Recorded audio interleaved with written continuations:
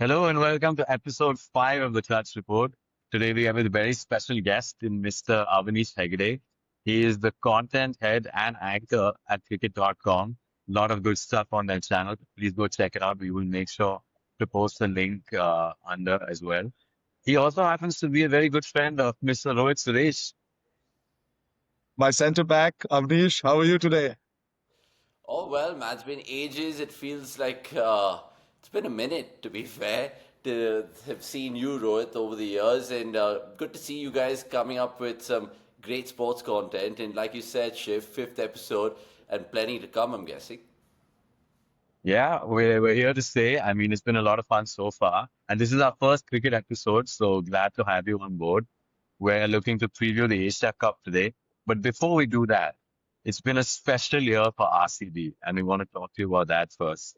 Just tell us, as a fan and as a Bangalorean, what it felt like to lift the cup this year. Oh, goosebumps. When I look back at that final when we were doing a watch along, it was absolutely brilliant.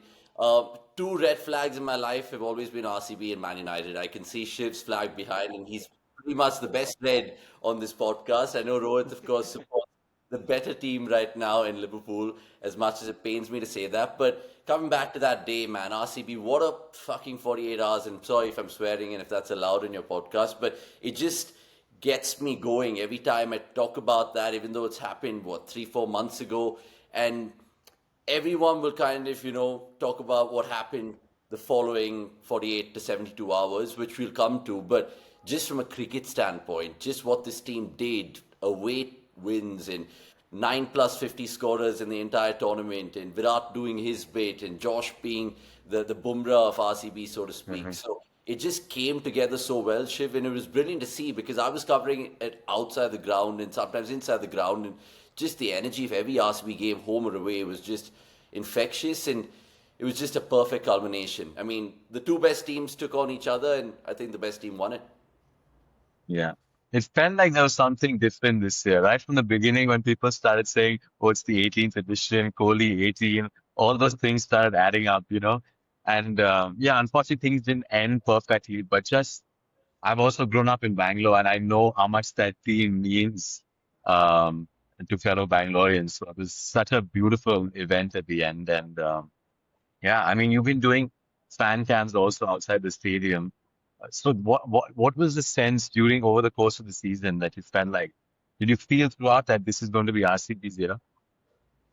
So I've been doing fan camps for about 3, 4 years right now, and it's brilliant because I get to travel to the cities during that summer festival, which is called the IPL, and I feel in many ways it just brings every fan together, and it's tribal nowadays, guys, because we have a sense of loyalty with this fan base, and I'm pretty sure Kolkata people feel that about KKR, Mumbai feel that about MI, because there are, of course, poster boys and idols in many ways in many teams. So when we kind of covered all the fan cams, I felt RCB would always kind of do well. And I think in that Hessen era, they were always doing well and punching above their weight. And I think even when Flower and Mo Bobat took over, I felt there was a clear pathway what they wanted to do, and it was a clear strategy which we never seen in the course of the IPL. So from a fan POV, I was kind of chomping at the bit to see how this team delivers, and we had a solid team in the auction and on paper as well going into that tournament. And I think we started off the tournament pretty tough.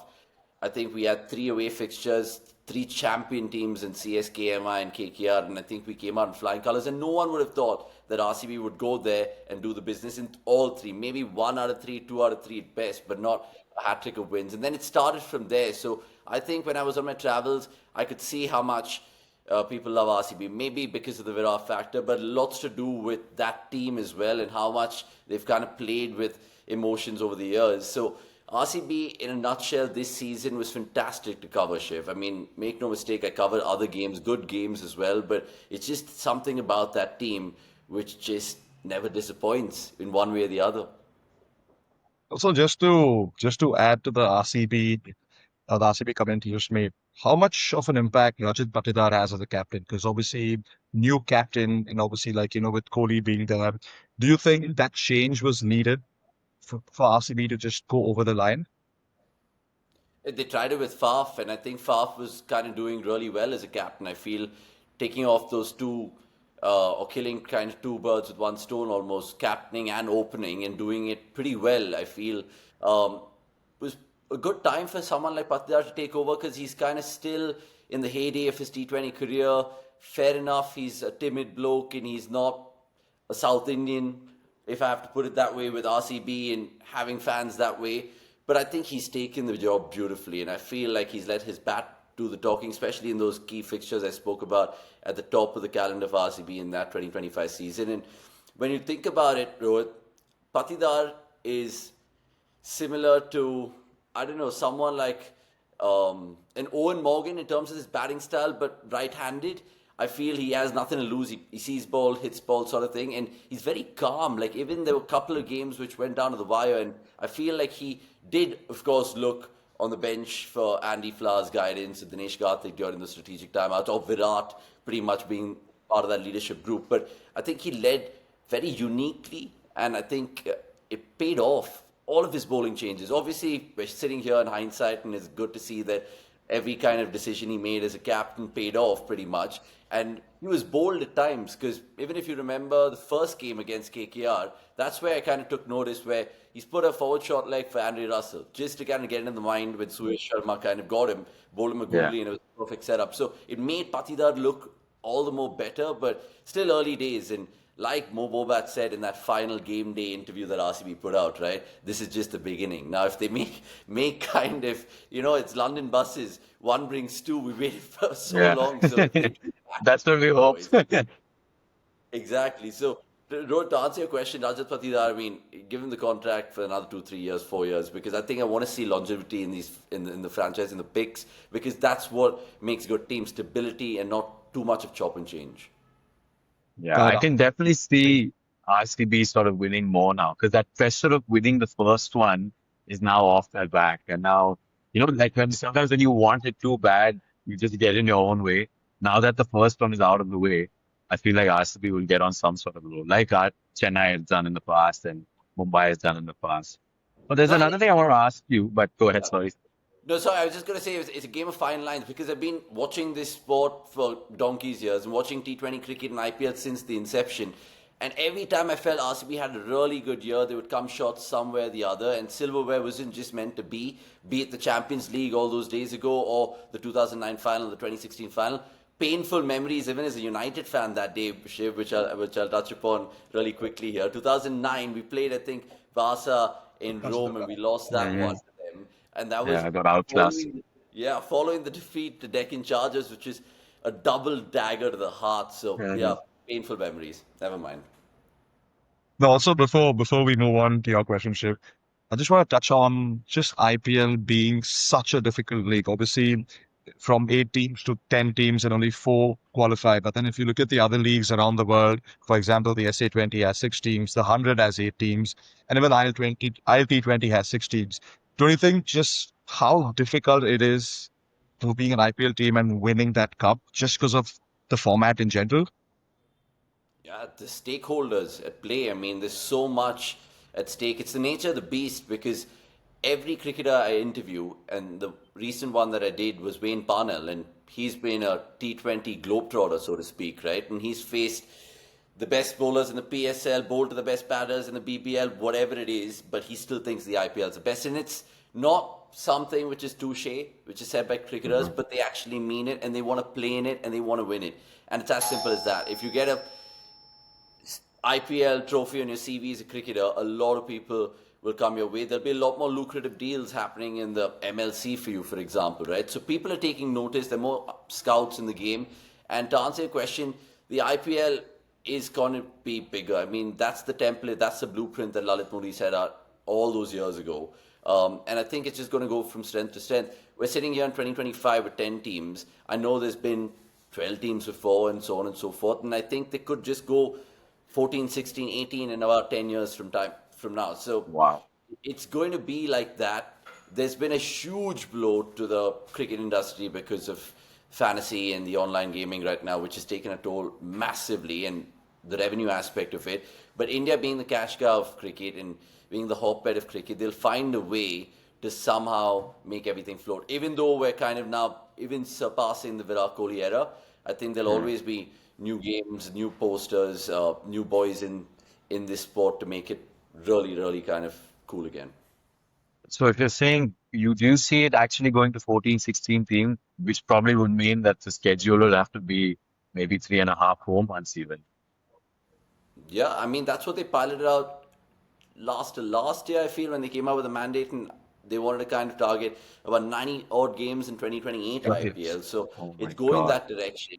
They realized that the appetite can be from a 2.5 months to 3.5, 4 months of IPL cricket because again it's become tribal. Like I said, it gets everyone in the household grip, whether it's a grandmother, it's an uncle, or a 4-year-old child. They're all hooked. Hmm. And if you're kind of bringing in more teams, we've seen it even when games have been played in Vizag, right? I know Vizag don't have a team themselves, but I'm pretty sure if you kind of venture to that part of the world, you will kind of get games there. So what they've also done very cleverly, Shiv and Rohit, is the fact that these IPL fan parks might just be a PR exercise or whatever, but it actually kind of is a win within the ecosystem because you're going to tier one, tier two, tier three cities Yeah. and you're kind of putting a shoot screen there and kind of captivating new crowds, making youngsters and girls and boys pick up a new bat and ball just to realize that this is a Correct. finance stream for them. So there's so many good repercussions along the way, and sometimes I feel like shit. Are we going to get too much of IPL cricket and it's going to be exhaustive?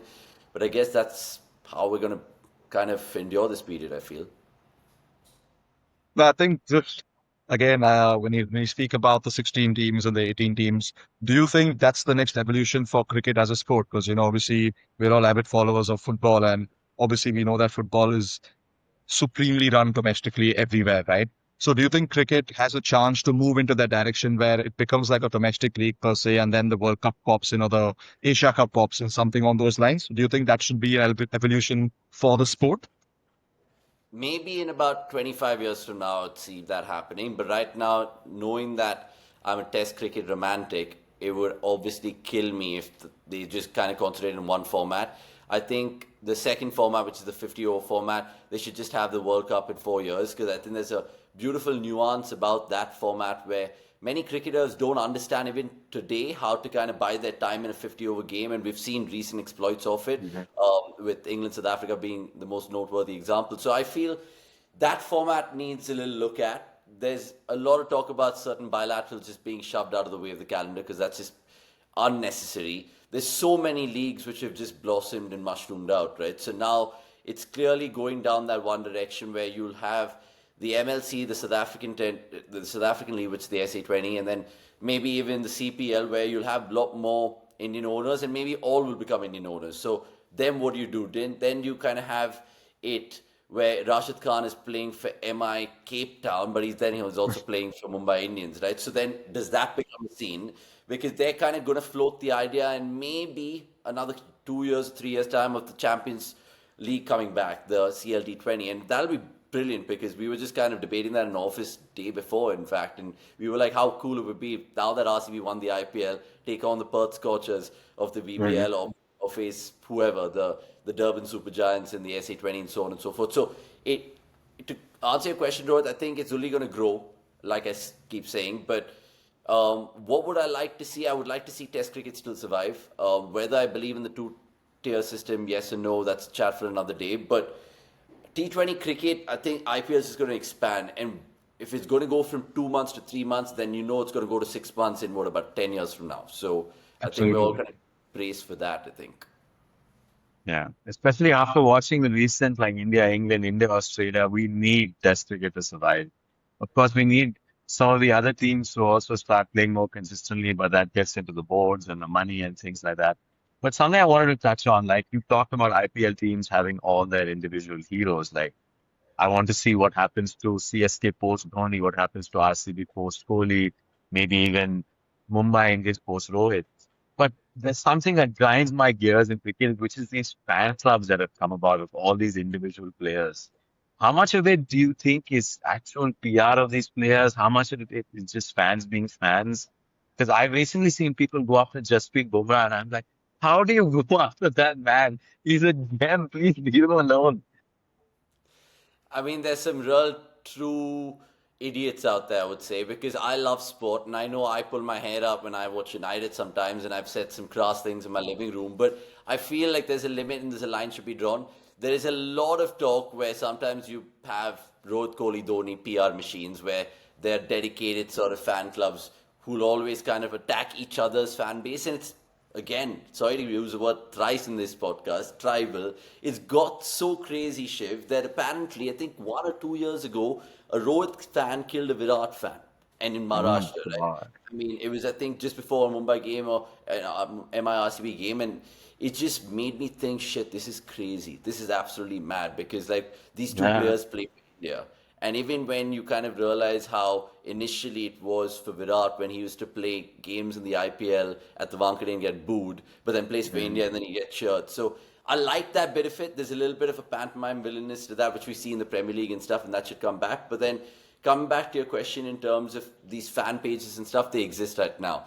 I feel even there's a beautiful book which is written, and it told us so much about how Virat's just a lucky guy in terms of his peak and his career coinciding with the internet fueling his sort of boost and his right to the top with so much of social media and stuff like that. So there's two sides to the sword, and you kind of get pelted when India or RCB don't do well, and we've seen that in Virat's case, and similar with other players right now who are going to be targeted, right? So Yeah. there are a lot of fan clubs. There's a Sanju Samson fan club who absolutely are like proper pro Sanju in terms of whatever. So I'll be interested to see that fan club come the Asia Cup and when we talk about it. But yeah, man, I feel once all these players go, because look, we've watched the Premier League for years and players have come and gone, Hmm. but the clubs remain. And why do they remain? Because they have a history about it.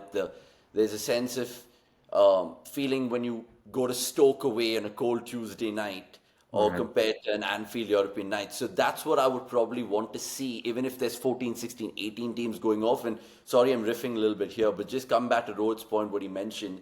What I'd like to see is still the subtleties of T20, where you have a spin deck in Chepauk, or you have an absolute dust bowl in Kolkata compared to Yeah. Bangalore crackerjack of a wicket. So different conditions, no matter what players play that T20 game. So that's how I would see it. But come back to the fan pages, it's crazy. It's absolutely bewildering. Yeah, I mean, I just what during India England, and I mean, Siraj was the hero. I remember at the end, but at the same time, so many people were attacking Jasprit Bumrah, and like people have such short-term memories. Like this man has won you so many games. Like just let Siraj have his moment, and Bumrah will be back. You know what I mean? It's his body's unfortunately going through a phase where we can't play him all the time, which is No, I mean, unfortunate. But just on Bumrah, there's a great case to be made that he's probably the best ever cricketer we've ever produced. And I'm talking probably better than a Gavaskar, Tendulkar, Virat. And I say that because, look, they're great batters, no doubt. And India have Mhm. had a rich history of batters, right? And my personal favorite is Rahul Dravid, and I've not even mentioned him. But Bumrah, what he kind of did against the odds in a country which is kind of so rich in spin, to come out and probably pull out the stats better than Malcolm Marshall and Glenn McGrath and stuff like that. And he's been a one-man army. So every time I see anyone criticize Bumrah, even though I hate the team that he plays for in the IPL, Mhm. I still give him the props, man. Honestly, Yeah. like the one critique I had of Bumrah, guys, like the whole chat that fine, if you want to rest him for two tests out of the five in England, don't put that on public, right? Just play some Mhm. mind games with England instead Yeah. of, even if you want to do that. That's what my one thing was. And he kind of did an interview before the series, and he said, "Yeah, I'm disgusted with the BCCI that whatever, I'm just going to be playing 3 out of 5." So then a few English batters are heaving a sigh of relief. So I just think India Yeah. can just be more smart about it and play their cards more close to their chest. I agree. Going back to the player fan club, obviously, like, Yeah. you've obviously done so many interviews and obviously you've been vocal about your thoughts with multiple players. Has someone targeted you, like just out of the blue, like some of these fan clubs? No, they have. I mean, there's been a lot of abuse, and it's the sort of industry which comes with it. I mean, not just me, but my colleagues as well, when we kind of do analytical pieces or we kind of put out videos with statistical evidence. Sometimes we got to marry the two, and I know numbers not necessarily tell a whole story, but in our analysis, I think we've kind of maybe not been on few people's Christmas cards, if I could put that. So I generally feel there've been some cricketers who blocked us, to be fair. I mean, I think the king himself, Virat, I don't think follows cricket.com, to be fair. And he must have been told off by some of his team or whatever that we probably reacted in a not so nice way on our watch alongs or whatever. But look, that's what we've built over the years with cricket.com, and I think it's been a good journey because we've made it relatable to fans. And I feel like it comes with it, where I think even Shreyas Iyer, I think I've said this in a previous podcast, where he just said, listen, I don't know. I tried looking at Shreyas Iyer on my phone for Instagram, and I was just like, why has this guy blocked me? So I probably, news travels faster than Yeah. one can imagine. And I've also kind of burnt my fingers in the past with some of the great names in the West Indian cricket landscape as well. And it was not my fault. Like, we're just chatting stuff and certain things were recorded. And a legend of the game, I don't think I can mention the name, but a legend of the game, and this guy calls me to Tilda and be like, I can't believe you guys put this unfiltered chat of us. And I was like, shit, it's an editorial mistake. So a lot of learning lessons along the way, but a lot of fans have targeted us in the comments. A lot of people have gone into my DMs and Insta, especially during IPL, because like, dude, like, make no mistake, you look at all sports anchors right now. Hmm. Everyone has an allegiance, right? Everyone. Even if you look Yeah. at Sky Sports Premier League, the guy who does United Football, Dave Jones, he's part Yeah. of the Sunderland board. He's a Sunderland lifelong fan, right? So it's natural for that to come out. Now, obviously, because I fall under the RCB ambit, people will just be like, "Oh, what a joker," or "What a whatever, what a clown," whatever that is. So I've kind of got a lot of RCB fan following also, but also got a lot of pelters in the comments and not pleasant ones, and As some long crazy as, oh, stalker that. fans, if I may add, because we started off a fan live channel, and I think it was going through my phone number, which is quite ridiculous at that point in time. And one guy just kept heckling me, like, and I was in Goa, and he just kept calling like 4:35, and I was just like, and I'm a peaceful guy, bro. I wouldn't really like get pissed off, but chance. As long as you don't turn out to be like JV Carragher, I think you'll be fine. No, no, I wouldn't go to the Carragher way. There's no chance I'm gonna be using saliva anywhere. But talking about Shreyas Iyer, I think we can quickly segue into our Asia Cup preview, and we can Yeah. probably start off with the India squad. What were your initial impressions, and tell us, did you think Shreyas Iyer should have been in that squad? I think on the back of the IPL, everyone would say an obvious yes. And some of the numbers that he pulled out and some of the games that he played with such confidence in was brilliant to see. And the game that they knocked out Mumbai in the eliminator, RCB just absolutely drubbed them the following day. And I mean, the previous day. And then he came out in that press conference saying, we lost the battle, not the war. Goes up, plays a sublime knock against Bumrah and co.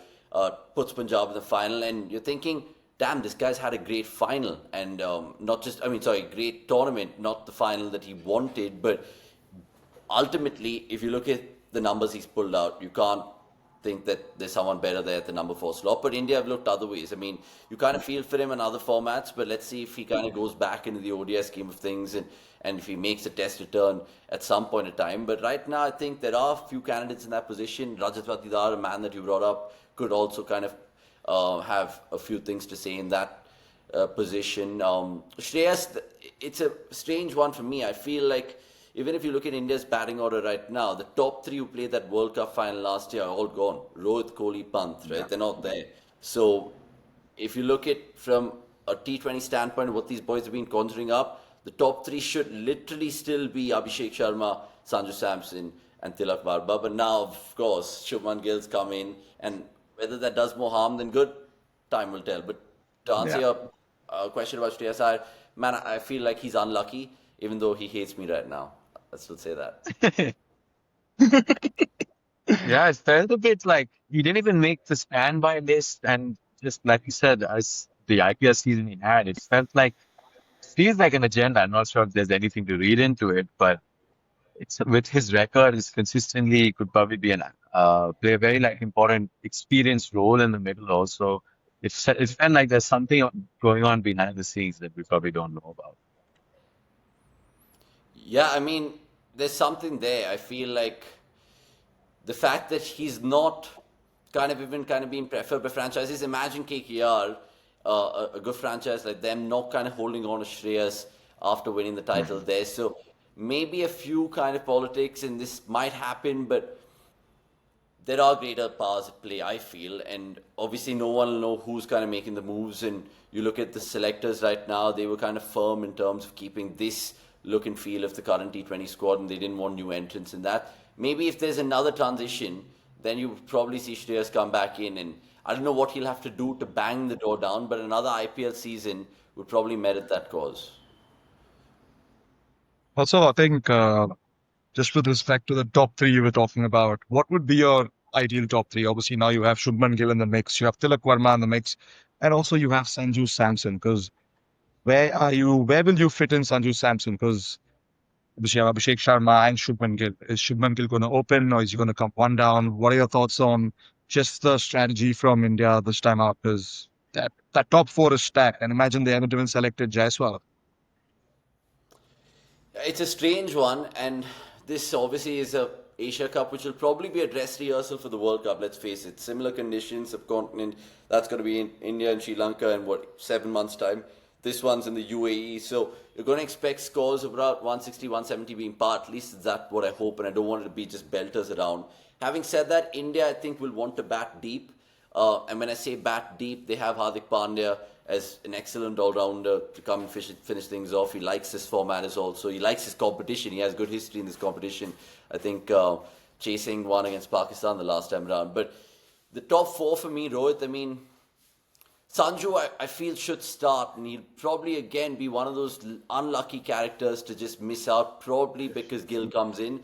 Gill will probably be expected to do the role that Kohli does for RCB, which is just bat time, be the glue around that explosive top three, because all of them are kamikaze cricketers with the bat in hand. Tilak Varma, in his early days as an Indian cricketer, 150 as a strike rate with a 50 average? I mean, that's ridiculous. And obviously, no introduction for Abhishek Sharma, who's taken it like a duck to water. So, if I have to kind of pick right here, right now for this Asia Cup, I'd go on the back of recent form. And look, let me be very clear. I hate mixing formats, and I know Gill had a sublime England tour, which is in the longest format. But because now India always kind of have a new poster boy, and that's Gill, Gill will feature. The fact that he's now vice captain obviously starts. So it'll be Gill, Abhishek Sharma. I think the fact that he also fields well and bowls, just great three-dimensional cricketer, and the ceiling is very, very high for him.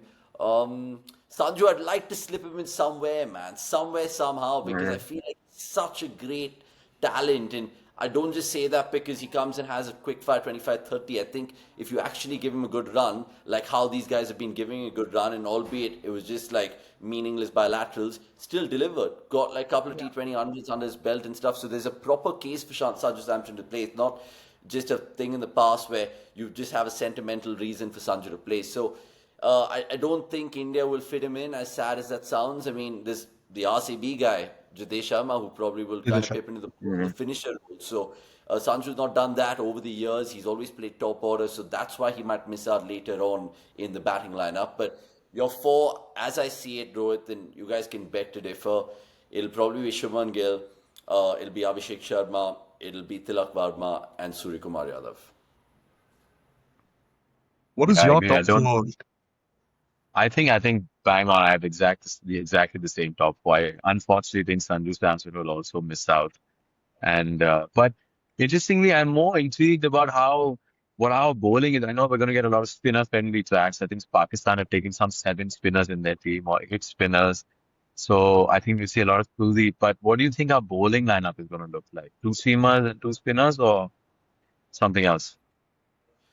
The beautiful bit about Pandya is that he can fill in as a third seamer, and that's where I think you can just play Bumrah or Steep, and then somehow manage to squeeze in a Varun or a Kuldeep or both, depending on the certain situation. So I think Varun has been doing a lot of fielding drills, so I think he's going to be a starter, and just the fact that he offers that mystery element, I think slots in straight away.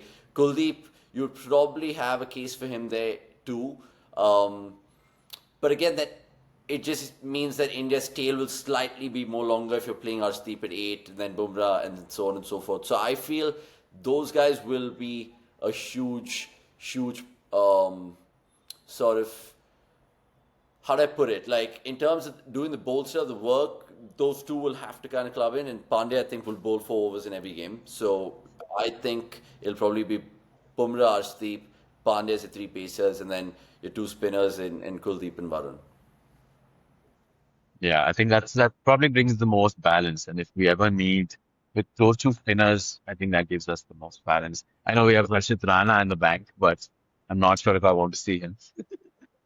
But also we Oh have man, Sandeep Patel don't let also. his batting deceive you. This is what we even put out on cricket.com. Don't let his batting deceive you. He's given one or two glimpses, but his batting's not been all right. If there's anything, God forbid, happens to Arshdeep, then I think Harshit Rana will probably come in there just to be a canny sort of right arm pacer, but that's about it. And it'll be interesting to see if India kind of go in with a proper solid 11 in their first game, which will probably what they'll want to play against Pakistan, is what I feel.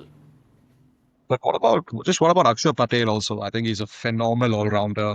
I think he's been racking up those runs with the pad and also very, very good with the ball. Do you think he just comes into the lineup? Because obviously if it's a spinner friendly track, you can also do well with another third spin and an all-rounder, and your batting depth becomes a lot better if you put him in there. Yeah, I think Akshar, after the captaincy stint in Delhi as well, I think he's been on the rise as a cricketer, and it's that inevitable transition when Jadeja goes, Akshar could probably come in. They played the World Cup together last year, both of them were brilliant. Akshar obviously had a mixed final because he went for 30 in that Klaasen over, but I think he's always been a clever cricketer. He's always kind of been able to get us out of precarious positions with a bat. I mean, we saw that in the World Cup final itself, where his kind of role with Virat in the middle kind of propelled India to a decent score. So if there is an early collapse, he can come in and arrest that collapse. I think he can also bowl in the power play. I don't think he would probably bowl all his overs sometimes. He'd probably just bowl two or three, probably have matchups going his way. So Akshar is a no-brainer for me. I think he's a great fielder as well. And now that he's part of the proper leadership group in Delhi, he comes into India kind of, expected to do well every game, which wasn't the case maybe 3-4 years ago where we're hoping where it's a hit and miss with him. But right now he's more consistent, more all-rounder of a figure in that dressing room. Yeah. With That India's would be team, I nice. feel like regardless of who you put in the 11, we should start off as like considerable favorites. But with some of the other teams, I mean, me and Rohit went through the squads earlier. I genuinely can't say who is the second favorite. They're all so, I mean, there was a time in Asian cricket where there was India, Pakistan, and Sri Lanka, which were levels above. And now it's India, and then there's the rest. Who do you sort of see as second favorites? I'd like to believe it's that jersey that I'm wearing right now with Afghanistan because, I mean, it's mad how that how that country has kind of come through in the cricket journey in the world. I mean, 15 years ago, they played India in a T20 World Cup game in St. Lucia, and it's just been brilliant to see their rise since. I mean, so much so that they made the semi-final last year of the World Cup, and they had a phenomenal sort of time with it. Although they got rolled over by South Africa, it could have been a different case. And so many brilliant T20 exploits to come out of their country. I mean, you look at even their spin quartet that they have going into this tournament with Rashid, Noor, and then of course you have Mujib and the new youngster and Gazanfar. And I think if you guys have a look at him, he's almost like the Afghanistan Varun Chakravarti. Literally kind Yeah. of bowls like him as well, very tidy, miserly with the ball. So lots of good things. And if there's an India Afghanistan final in the world in this Asia Cup, I will absolutely take it. I'll take it in the World Cup as well, but in the Asia Cup, I would absolutely love it purely because of the fact that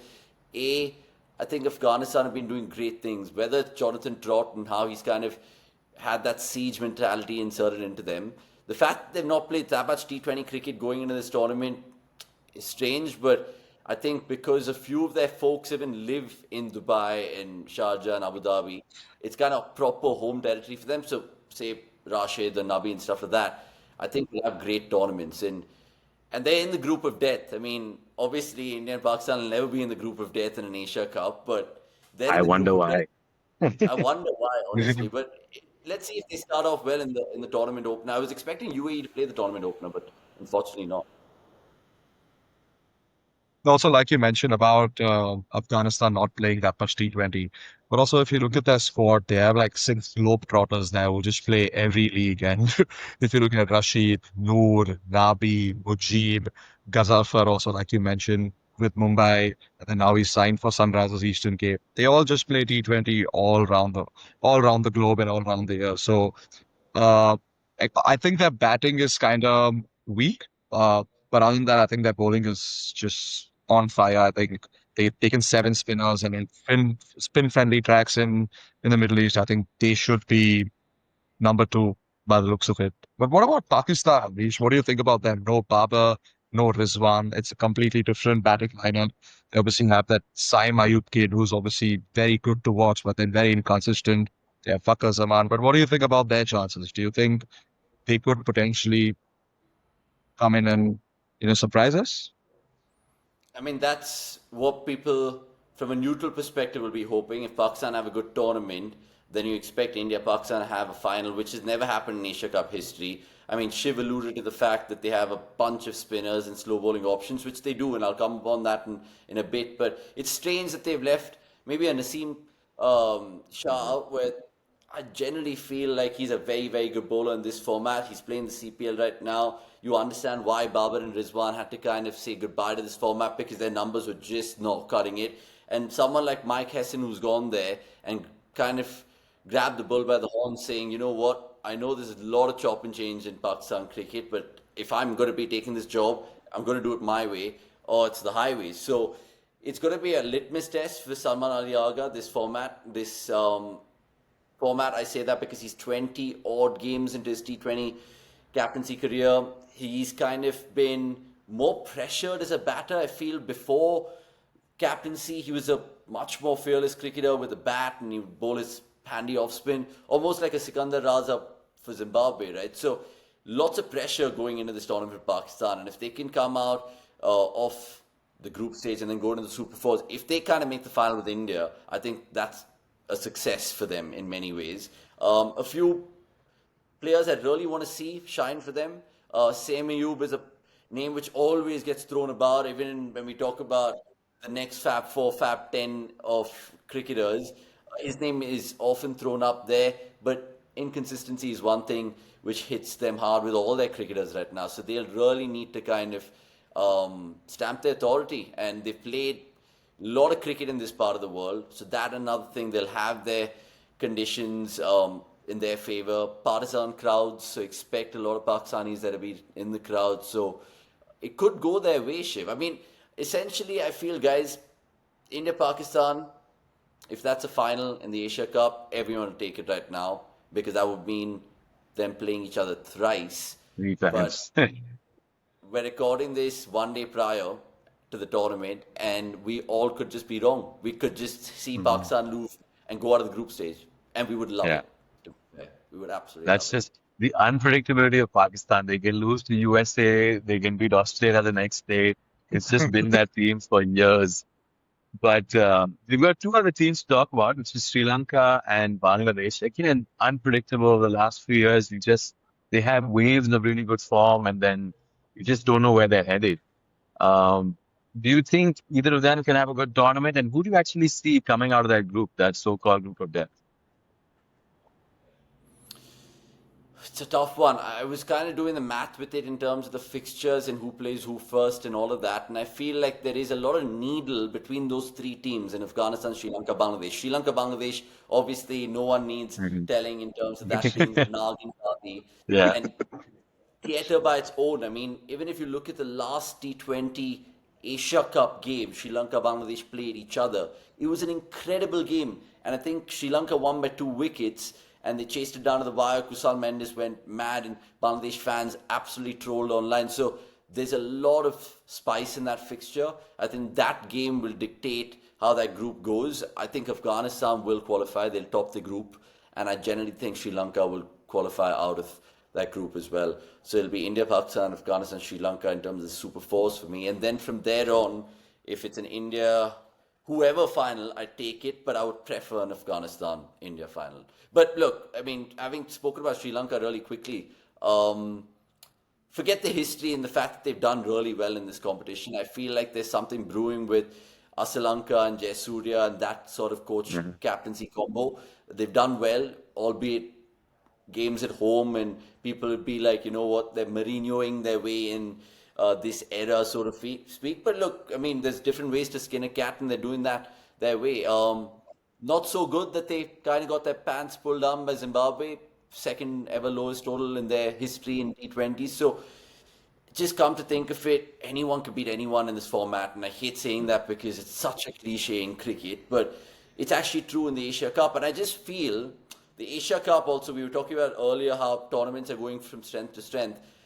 The Hong Kong and the Oman who have qualified, the associate teams, I mean, they've qualified out of that ACC Men's Premier Cup, which had countries like Kuwait and Saudi and Cambodia and all of those guys. Mhm. So maybe the Asia Cup should expand, even though there will be some one-sided games.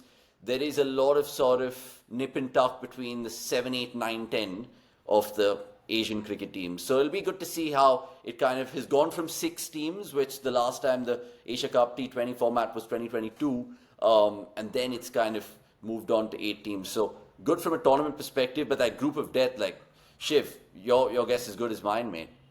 Yeah. Do you like this format though? As a quick one, do you like going from group to Super Four to final, or would you rather just see a like a maybe a 16? I mean, not to get 16 teams, but just like a knockout format. I mean, there is merit to it because obviously they just want to kind of elongate it and make it a 19-day comp instead of maybe say less than 2 weeks. But yeah, I think they've kind of now realized if they want to add more teams that they'll kind of have to kind of stick with one format for next so 3, 4 editions of it. I think even if you kind of pepper it with 10 teams, there will still be the Super Four that exists. I think there's something which appeals massively to the ACC about the Super Four, whatever it is. They just like that prospect, and we know what that is because the India Pakistan could face each other again. So they've kind of born in that for obvious reasons. So, and it gives India a second bite of the cherry in case they kind of dare slip up on the points table and all of that, right? So, I mean, some people would kind of controversially say that it kind of suits India, but it just gives others a chance to kind of really prove their salt. If they win this title, say Afghanistan do manage to win the Asia Cup, it'll actually kind of prove to the world that they beat everyone along the way out of the group of that, and then probably India in the knockout. So I think I have no qualms with this format, but I just feel like the Super Four, we all know why it's being happened. Yeah. Also, Afghanistan winning will also give more motivation to the associate teams also coming in because it's just about the journey, like you mentioned, and just echoing your thoughts.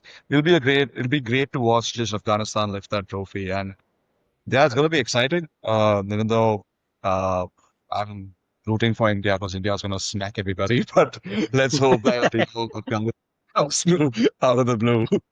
But No, before we let you do, sorry, I'm just hoping for a couple of cup upsets as usual. I mean, we've not seen so many in this format, but generally, I think even when India played Hong Kong in 2018, I think India scored about 285, and these guys had a 174 run stand, and they nearly took the game away from Mhm. India, but it wasn't to be. I'm hoping some sort of fight and needle because one thing Yeah. is this modern social media where you see India Pakistan players exchange a joke, but after the war, guys, we saw a Yeah. war this year. I don't know how the Hmm. players are going to behave. And I feel like Yeah. there's going to be much more of a spotlight in terms of, okay, fine, listen, we're going to be playing hard. Now, obviously, with Gambhir being the coach, he's going to take no prisoners and be like, listen, you give it. Don't have a word or two out there in a pleasant way. We just literally are playing this tournament because the government's allowed it in the ICC and ACC mandate or whatever. But the players also should just be like, bro, listen, to hell with y'all. This is how we're going to play our Mhm. cricket. And if that means we're mean to them, so be it, man. So be it. Yeah. Based on how that India-England series went, we can see that this team does have that fight in them. So I'm pretty sure there will be some needle on the field. But before we let you go, we want some quick predictions. Who do you think is going to be the highest run scorer, highest wicket taker, and of course, eventual He's winner? disappeared, the man. And Quick now prediction, bro. just quick Go for it. predictions. Let's go. Your top scorer. My top scorer. Oh, it's a good one. I would probably go Abhishek Sharma. I think he's going to have a Oh, brilliant tournament. Abhishek Sharma. And your top wicket taker, obviously, I'd say Bumrah, but I want to know, or what is your guess?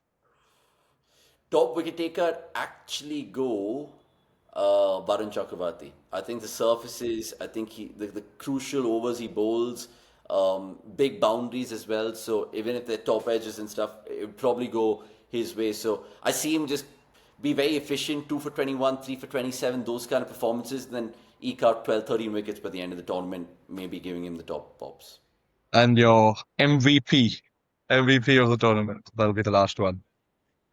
I would like to say Hardik Eminem Pandya. Eminem because of the new color that he's got to his Blue hair. haircut. And I would just think he's going to be clutch in certain situations, going to be bowling a lot of crucial overs, going to be in hot spots in terms of the fielding scheme of things. And even with the bat in hand, he's now matured as a batter and he knows exactly which balls to pick.